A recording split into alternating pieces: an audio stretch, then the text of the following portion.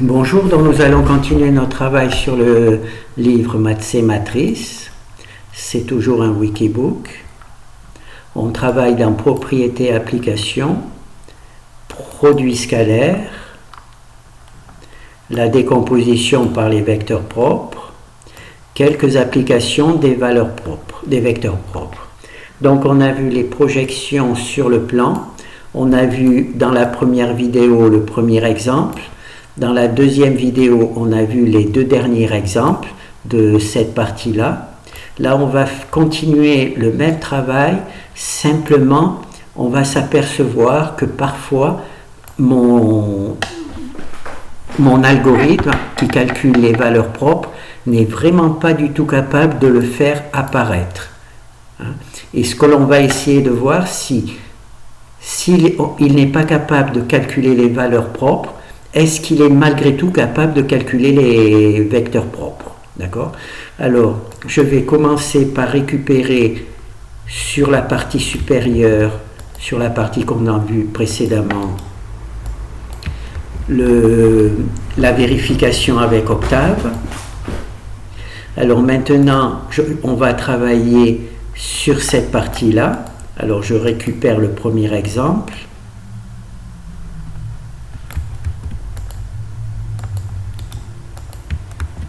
Alors je récupère la matrice, et cette matrice-là, mon algorithme qui travaille sur les valeurs propres, vous avez vu que certains, dans les exemples précédents, certaines matrices, l'algorithme n'était pas assez précis, parce que même avec 6 chiffres exacts, et bien, à partir du 7e, ce n'était plus le bon chiffre, et bien ça détruisait mes algorithmes. Là c'est encore pire puisqu'il y a 0 chiffre exact. Tout est, je ne sais pas pourquoi, mais ce type de matrice ne passe pas.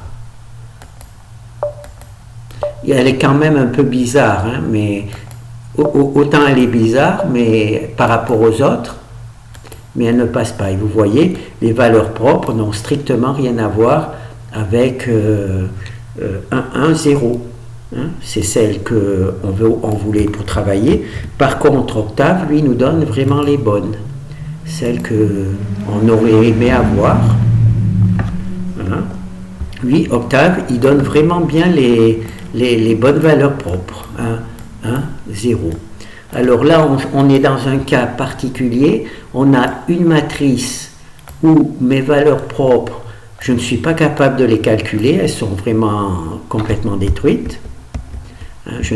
On voit que c'est une matrice un petit peu différente de celle qu'on utilise d'habitude. Alors le problème, c'est de savoir, est-ce que je suis capable de calculer les vecteurs propres de cette matrice? C'est ce que l'on va voir. Donc là, on part de là.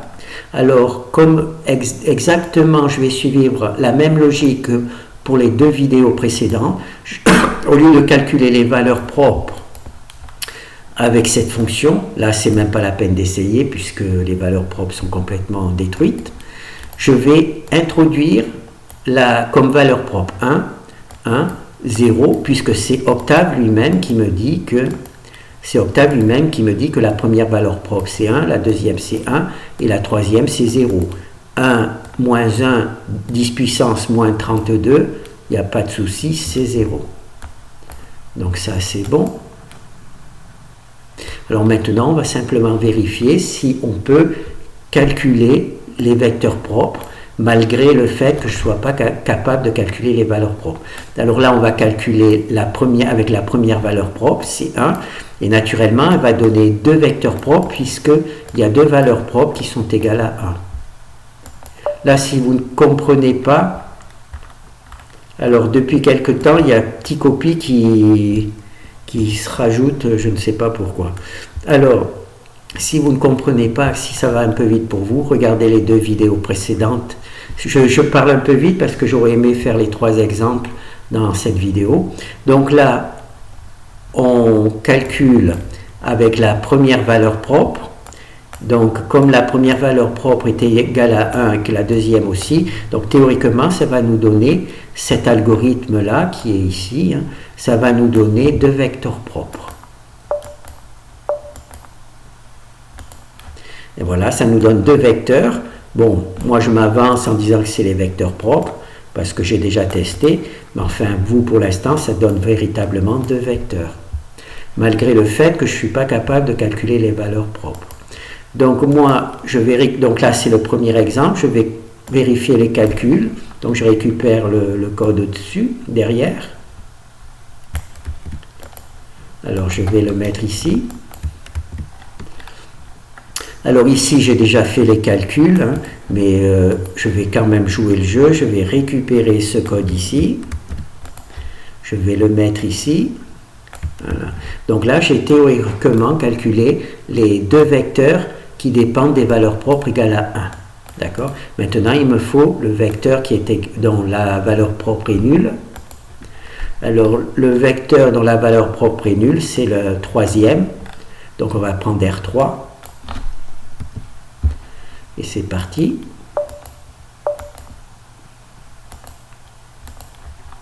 Donc on récupère ce code. Pourquoi là il est encore là? Donc là on ferme aussi. Et on va juste le rajouter. Voilà, c'est le troisième code. Là, si vous ne comprenez pas parce que c'est trop rapide, c'est parce que vous n'avez pas vu les deux vidéos précédentes. Hein. Alors, je vais d'abord effacer les trucs. Alors, ce que l'on cherche, c'est petit rappel. Ah, je ne sais pas comment je vais faire. Petit rappel, on veut calculer, prouver qu'une matrice A projette l'espace sur un plan. On veut prouver qu'une matrice A projette l'espace sur un plan. D'accord? Et bon, ben peut-être que j'ai l'explication. Ah non, j'ai pas l'explication. Si. Ah ben si, j'ai l'explication ici, donc je pourrais vous la dire. Donc là, vous avez vu, je suis parti avec cette matrice. Cette matrice-là, je ne suis pas capable de calculer les valeurs propres. Je vais le refaire. Voyez, normalement c'est 1, 1, 0, et là on voit véritablement que ça n'a rien à voir avec. Donc là je suis véritablement complètement dépassé. Alors j'ai utilisé la méthode pour calculer les vecteurs propres. Alors j'ai calculé les deux vecteurs propres que j'ai introduits ici. Au départ les deux premiers, puis le troisième. Enfin, j'ai effacé le truc sans récupérer le dernier. Bon, ben, il faut que je recalcule. Voilà, c'est celui-là que j'ai pas récupéré. Donc, je le récupère et je le remets là. Voilà. Donc, là, tout va bien. Et maintenant, je vais vérifier si les choses se passent bien.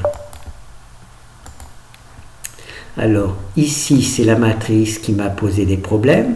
Ici, ce sont les vecteurs que j'ai calculés. Et cette fois-ci, quand je calcule les valeurs propres, j'obtiens bien les bonnes. D'accord? C'est les valeurs propres que je calcule ici. Donc, je prends l'inverse de V, le vecteur que j'ai calculé, je multiplie par A, j'obtiens T. Le T, je le multiplie par V, c'est indiqué ici, et j'obtiens les valeurs propres. Donc, malgré le fait que je n'ai pas été capable avec la fonction, une fois que j'ai les vecteurs V, j'ai bien récupéré les bonnes valeurs. D'accord? Et là, c'est juste un truc hors algorithme, juste pour vérifier que V multiplié par les valeurs propres multiplié par l'inverse redonne bien A, avec au moins 6 chiffres après la virgule. Donc là, c'est bon. Alors c'est ici, juste pour vous rappeler, alors la matrice A projette l'espace dans la direction, la matrice A projette l'espace dans la direction d'un vecteur V3 sur un plan déterminé par V1 et V2. Si V1, les valeurs propres de V1 sont égales à 1, si les valeurs propres de V2 sont égales à 1, et si les valeurs propres de V3 sont égales à 0. D'accord? Et naturellement, que les vecteurs V1, V2, V3 soient linéairement indépendants. Et là, on voit bien ici, j'ai calculé les valeurs propres, la première à 1, la première à 1 et la dernière à 0. Donc maintenant, ce qu'on va faire, c'est la deuxième vérification que l'on a vue précédemment, hein, c'est-à-dire qu'on va calculer les coordonnées du plan. Alors pour calculer les coordonnées du plan, vous pouvez trouver l'équation du plan quand les valeurs propres sont égales à 1. Donc il faut la mettre R1. Donc je vérifie si j'ai R1. Donc là j'ai R3, je mets R1. Alors pour calculer les valeurs de l'équation du plan, c'est ici AB. Donc je n'ai plus besoin de tout ça. Donc je le détruis. Je supprime la partie de l'algorithme dont je n'ai plus besoin. Je récupère ici cette valeur-là. Et je vais afficher AB. Pourquoi? Parce que dans AB, il va y avoir l'équation du plan. Alors je lance. Alors ici, on se retrouve avec deux valeurs, mais là, il n'y a pas assez de chiffres significatifs. Ah si, il y a peut-être assez de chiffres significatifs parce que les valeurs, oh ben, je vais quand même mettre 12 chiffres après la virgule, par mesure de sécurité. Je vais mettre quand même 12 chiffres après la virgule, oui. Au cas où. Ah ben j'ai bien fait de mettre 12 chiffres après la virgule. Hein. Ce n'est pas tout à fait les mêmes valeurs. Donc là, j'ai mon équation du plan. Je récupère. Alors ici, il y a deux lignes nulles. Alors il y a bien sûr les problèmes d'arrondi. Et quand il y a tout ça de 0 et qu'il y a juste là, c'est bien 0. Hein, c'est juste un problème d'arrondi. Donc je récupère la première ligne. Dans la première ligne, il y a l'équation du plan. Ça, je l'ai déjà fait dans les deux vidéos précédentes, donc c'est pour ça que je vais un petit peu vite. Alors je multiplie ici par x, première coordonnée. Je multiplie ici par y. Par y, deuxième coordonnée. Je multiplie ici par z. Par z et égal. Voilà, ici, donc j'ai bien l'équation d'un plan. Hein, alors, AX plus BY plus CZ, où le vecteur ABC est perpendiculaire au plan. Donc ça, c'est bon. Hein. Donc, ici, on a le plan. Alors, moi, j'ai calculé les vecteurs. Alors, par contre, il faut que je mette, pour les vecteurs, je mets 12 chiffres après la virgule. Voilà. Donc, on va vérifier que les vecteurs V1 et V2 appartiennent bien au plan. Donc, on va récupérer le code. On va l'introduire ici. Alors, ici, c'est V1, c'est le premier vecteur, il appartient au plan. Ici, c'est V2, c'est le vecteur, le deuxième vecteur, il appartient au plan. Et ici, c'est V3. Et naturellement, ce troisième vecteur n'appartient pas au plan, puisqu'il donne la direction dans laquelle les points sont projetés sur le plan. Donc, ce que l'on va faire, c'est vérifier si cette valeur-là, si ce vecteur-là appartient bien au plan. Donc, hop, Y, et là, c'est le Z. Alors, si le vecteur V1 appartient bien au plan, cette valeur-là, cette équation-là, doit être égale à 0. Alors, on va faire un petit calcul, calculatrice. Voilà. Donc là, on a 1, 10 puissance moins 12. 10 puissance moins 12, naturellement, c'est 0. Voilà. Donc là, on a vu que le premier vecteur... Si cette équation est bien l'équation du plan, hein, ce premier vecteur appartient bien au plan, puisque quand on l'introduit dans l'équation, on obtient nul, 0. Donc maintenant, je vais rentrer le deuxième coordonnée, le deuxième vecteur.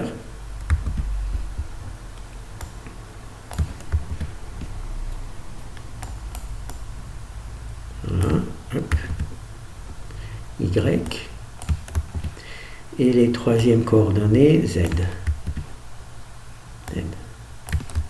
Alors j'ai rentré les coordonnées de V dans mon équation. Alors si l'équation que je vous ai présentée bien l'équation du plan, et si le vecteur V2 appartient bien au plan, on doit avoir l'égalité égale 0. Donc on va récupérer ça. Oh là, ça c'est dangereux. On va prendre la calculatrice. Et on va faire égal. Et là, on a 684. Donc c'est pas 0, mais 10 puissance moins 15. Et 684, 10 puissance moins 15, c'est 0. Puisque ça veut dire un 0, puis disons 12 chiffres, 12 zéros, et ensuite 684. Donc là, cette valeur-là, pour moi, c'est 0. D'accord ? Bien sûr, pour le langage C, c'est pas 0, il y a un problème d'arrondi, mais pour moi, c'est 0. Donc ça, c'est bon. Donc là, on va fermer la calculatrice. On va fermer la calculatrice pour me faciliter le travail. Donc là, on a vu que les deux premiers vecteurs, vérifient bien cette égalité. Donc si c'est l'équation du plan, ces deux vecteurs appartiennent bien au plan. Donc maintenant, on va introduire le troisième vecteur. Donc ce troisième vecteur, normalement, il n'appartient pas au plan puisqu'il indique la direction de projection. Donc il n'appartient pas au plan, on va vérifier Y et Z.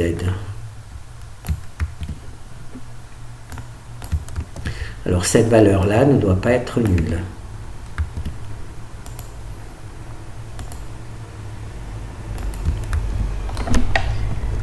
Et voilà. Donc là, on a moins 4, et il n'y a pas de 10 puissance quoi que ce soit. D'accord ? On a juste 4. Et donc, ce n'est pas nul, c'est normal, puisque c'est le vecteur qui matérialise la projection. Voilà. Donc là, on a montré que V1 donne la bonne égalité pour l'équation, V2 donne aussi la bonne égalité pour l'équation, et que V3, lui, est différent de l'égalité. D'accord ? Là, c'est différent de 0. C'est égal à une autre valeur. Donc, ce qu'on va faire maintenant, c'est qu'on va prendre le deuxième exemple.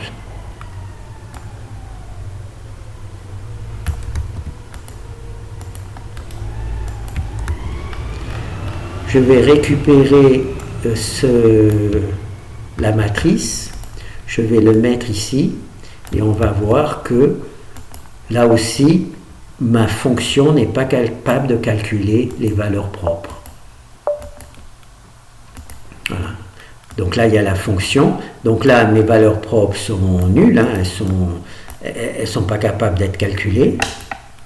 Donc je récupère ici le code pour Octave.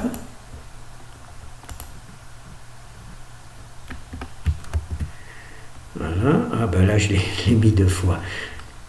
Donc je vais le refermer comme je l'ai mis deux fois. Voilà. Et là, par contre, on voit bien que la première valeur propre 1 et 0, puisqu'on a 1 10 puissance moins 17. 10 puissance moins 17, c'est naturellement 0. Alors, je ne sais pas pour quelle raison il y a ce problème. Pour l'instant, je ne cherche pas à le comprendre. J'ai cherché une méthode pour résoudre quand même le problème. Donc, on va donc se retrouver avec une matrice comme ça, hein, dont on n'est pas capable de calculer les valeurs propres. Alors, soit on essaie de les calculer à la main, soit on les calcule avec Octave. Et avec Octave, on a vu que la première valeur propre, c'était bien 1. La deuxième valeur propre, c'était bien 1. Et la troisième, c'était 0. Bon, on va le refaire.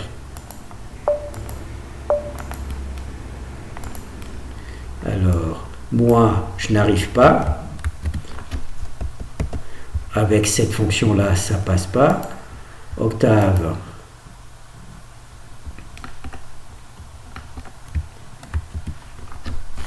Octave, lui, par contre, il me dit bien que c'est les bonnes valeurs propres, hein, 1, 1 et 0.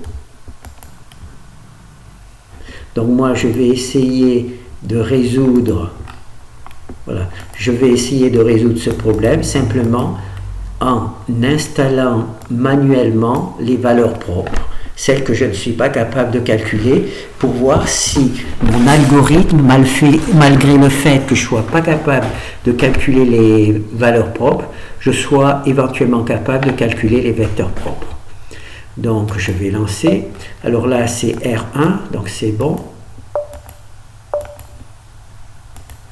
Alors j'ai de la chance, j'ai 2 valeurs, donc c'est bon. Ah, par contre, il faut que je récupère le code.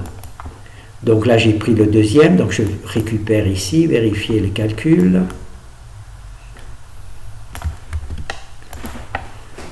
Voilà. Alors, ici, j'ai bien calculé les 2 vecteurs propres, théoriquement. Pour l'instant, je ne sais pas si ce sont les bons, mais enfin, ça donne 2 valeurs. Alors ici, il y a ma matrice, et ici, il y a mon déjà résolu. Moi, je vais faire comme s'il n'était pas résolu. Et j'obtiens donc les 2 premiers vecteurs, V1 et V2, les 2 vecteurs qui matérialisent théoriquement le plan, et dont les valeurs propres sont égales à 1. Maintenant, il me faut calculer le troisième. Alors le troisième, c'est celui qui a la valeur propre nulle.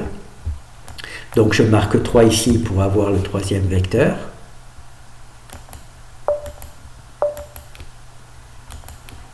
Alors là, j'ai de la chance, il me donne un résultat.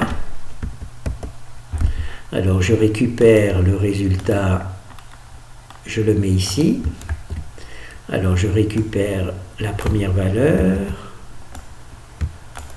la deuxième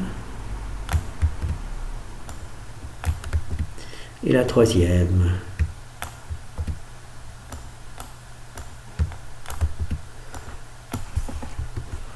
Allez, et on vérifie. Alors ici on a notre matrice, d'accord? Ici c'est le vecteur propre que j'ai calculé manuellement. Et on obtient bien, première valeur, quand on utilise ce vecteur que j'ai calculé manuellement et qu'on calcule ses valeurs propres, c'est-à-dire l'inverse des valeurs propres par A par V, on obtient bien 1, 1, 0. Donc c'est bon, on obtient bien les bonnes valeurs. Et là, si on utilise, c'est simplement hors sujet, mais si on multiplie V par les valeurs propres et par l'inverse des vecteurs propres, on retrouve bien la matrice de départ A. Donc c'est bon, donc ça marche. Maintenant, on va tout simplement vérifier si l'équation du plan, donc là, pour calculer l'équation du plan, il faut qu'on travaille sur la première valeur propre. On peut effacer tout ce qui est en dessous de l'algorithme.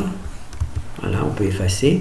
Donc notre équation du plan se trouve dans cette matrice. On va donc supprimer ça et l'afficher ici en dessous. A, B, voilà. Il faut que je l'affiche avec 12 chiffres significatifs. Donc je remplace le 5 par 12. Et voilà, et puis donc je lance. Alors là, maintenant, j'ai théoriquement l'équation de mon plan. Donc je récupère. Bon, il est un peu bizarre ce plan, mais pourquoi pas. Donc en dessous, il y a les 2 valeurs nulles qui vont permettre de calculer les vecteurs propres. Et là, la première équation, c'est l'équation du plan. Alors maintenant, je vais le mettre ici, l'équation du plan. Alors ici, je mets multiplié par x. Deuxième, multiplié par y. Troisième coefficient multiplié par z.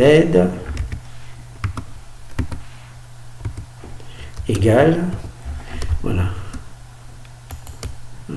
Donc là, on a bien l'équation d'un plan avec 0 ici et les 3 coordonnées x, y, z. Alors on a bien deux vecteurs qui devraient vérifier cette égalité. Alors ces deux vecteurs, ils sont ici, donc là il y a 6 chiffres après la virgule pour v, je vais en mettre 12, pas 121.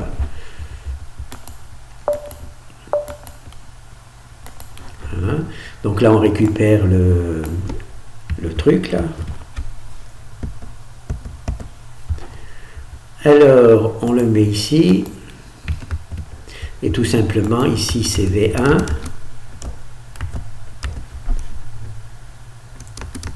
ici c'est V2, et ici c'est V3. Alors les deux premiers vecteurs théoriquement doivent satisfaire à cette équation, c'est V1 et V2, et le V3 lui ne devrait pas, donc je vais commencer par V1.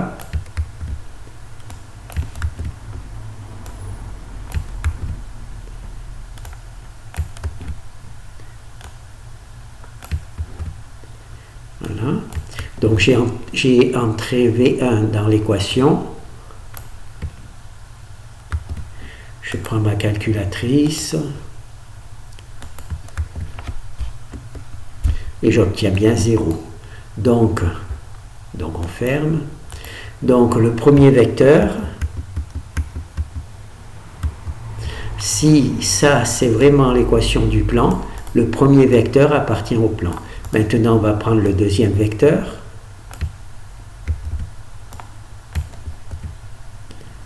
Le deuxième vecteur, hop, ça c'est pour le y, et ça c'est pour les z. Alors si ici cette équation est égale à 0, eh bien cela voudra dire que le deuxième vecteur appartient bien au plan aussi. Alors alors on va calculer avec la calculatrice. Voilà. Eh bien là on obtient 144, d'accord, mais c'est 10.15. Et donc 10.15, eh bien c'est 0, d'accord.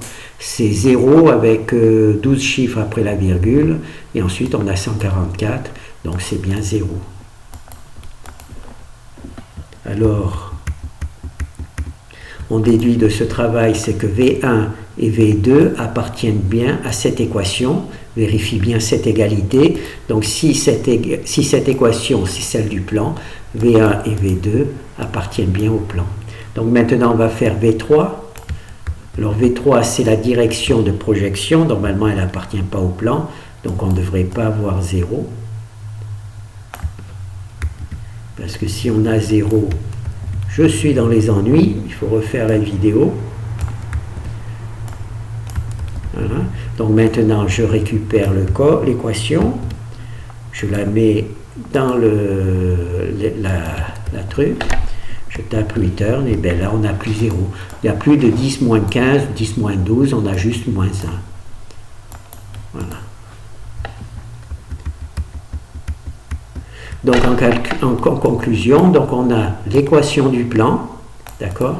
On a deux vecteurs V1 et V2 qui vérifient cette équation du plan, on obtient bien 0.